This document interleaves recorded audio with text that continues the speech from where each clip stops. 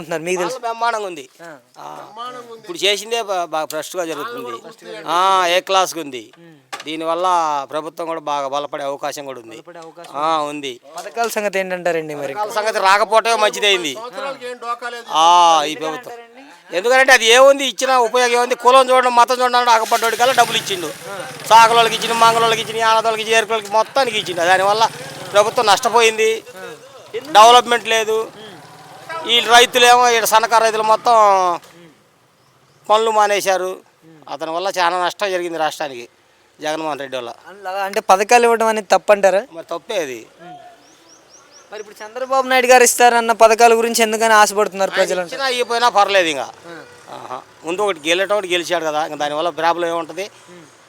ఇతని తెలిసి తెలియక మొత్తం పథకాలన్నీ ఇచ్చేశాడు.